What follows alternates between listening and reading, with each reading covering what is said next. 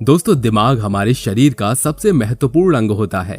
ये बात तो आप सभी लोग भी जानते ही होंगे, लेकिन हम आपको बता दें कि दिमाग इतना ज्यादा महत्वपूर्ण होता है, उससे कहीं ज्यादा नाजुक भी होता है, क्योंकि दिमाग को लगने वाली मामूली सी चोट भी इंसान की जान ले लेती है।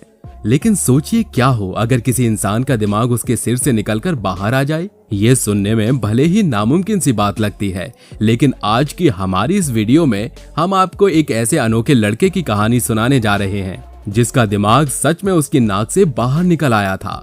इस लड़के के साथ ऐसा आखिर क्यों हुआ और क्या ये इस समस्या को झेलकर जिंदा बच पाया, जानने के लिए इस वीडियो को लास्ट तक जरूर देखिएगा। दोस्तों, जिस लड़के के बारे में हम आज की हमारी इस वीडियो में आपको बताने वाले हैं, वो लड़का कहीं और का नहीं बल्कि हमारे भारत के केरल राज्य का ही रहने वाला है।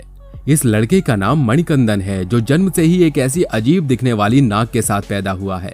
मणिकंदन की नाक ऐसी क्यों है, चलिए हम आपको इस बारे में थोड़ा विस्तार से बताते हैं। असल में मणिकंदन को जन्म से ही इंसेफेलोसील नाम की एक बेहद अजीब और दुर्लभ बीमारी है, जिसको दूसरे शब्दों में दिमाग का हर्निया भी कहा जाता है। ये बीमारी बच्चों को उनकी माँ के गर्भ में ही लग जाती है। असल में बच्चा जब अपनी माँ के गर्भ में होता है तो प्रेगनेंसी के तीसरे से चौथे हफ्ते के बीच कुछ न्यूरल ट्यूब के मिलने पर बच्चे की रीढ़ और दिमाग की हड्डियां बनती हैं। लेकिन दुनिया के हर 10,000 बच्चों में से कोई एक ऐसा बच्चा होता है जिसकी न्यूरल ट्यूब पूरी तरह से बंद नहीं हो पाती, और ऐसा होने पर बच्चे की नाक और आंख के पास का एरिया या फिर सिर के पिछले हिस्से की हड्डियां पूरी तरह से बन नहीं पाती हैं, जिसके कारण बच्चे का जन्म होने के बाद उसके दिमाग का कुछ हिस्सा उसके सिर के उस अधूरे बने हिस्से से बाहर निकलने लगता है, और इसी को मेडिकल भाषा में इंसेफेलोसील की कंडीशन कहा जाता है। कई मामलों में ऐसा भी होता है कि जन्म के समय इस बीमारी का पता नहीं चल पाता, लेकिन जैसे जैसे बच्चा बड़ा होता है तो उसके सिर में एक गांठ बनना शुरू हो जाती है, जिससे पता चलता है कि बच्चा इंसेफेलोसील की कंडीशन से पीड़ित है।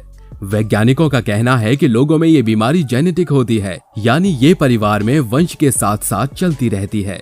और दुर्भाग्य से आज की मॉडर्न मेडिकल साइंस में भी इस बीमारी से बचने का कोई पक्का इलाज मौजूद नहीं है। ले देकर सर्जरी ही एक ऐसा ऑप्शन है जो इंसान को इस बीमारी से सिर्फ एक हद तक निजात दिला सकती है।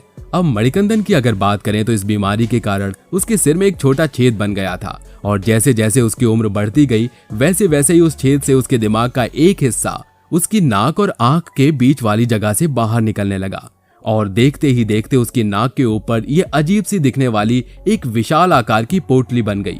बताया जाता है कि ट्यूमर जैसी नजर आने वाली इस पोटली का आकार एक टेनिस बॉल की जितना बड़ा हो गया था, और इस बीमारी की वजह से मणिकंदन को ठीक से दिखाई भी नहीं देता था। साथ ही लोग इसके इस अजीब चेहरे को देखकर उसका मजाक भी बनाने लगे थे। यहाँ तक कि स्कूल में भी कोई बच्चा दोस्ती करना तो दूर, उसके पास बैठना तक पसंद नहीं करता था।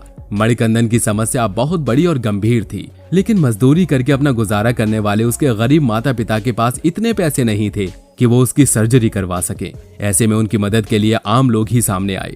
दरअसल मणिकंदन की इस बीमारी और उसकी सर्जरी के खर्चे की बात किसी तरह उसके जिले पलक्कड़ में फैल गई, जिसके बाद वहां के प्रशासन और लोकल लोगों ने उसकी सर्जरी के लिए पैसे जुटाने शुरू कर दिए, और इस तरह सिर्फ कुछ ही समय में लोगों ने उसकी सर्जरी के खर्चे का सारा पैसा जमा कर लिया। इसके बाद कोच्चि के एक महंगे प्राइवेट हॉस्पिटल में मणिकंदन की सर्जरी की गई।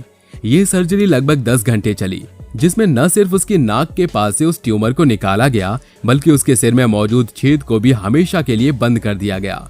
ये सर्जरी पूरी तरह सफल रही, जिसके बाद मणिकंदन अब पहले से काफी बेहतर दिखने लगा है। साथ ही अब उसकी आंखें भी ठीक हो गई हैं, जिसके चलते वो अब एक नॉर्मल जिंदगी जी रहा है।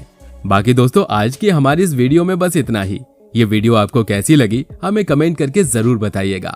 वीडियो अच्छी लगी हो तो वीडियो को लाइक और शेयर जरूर कीजिए, और अगर आप चैनल पर नए हैं तो चैनल को सब्सक्राइब करना बिल्कुल ना भूलें। धन्यवाद।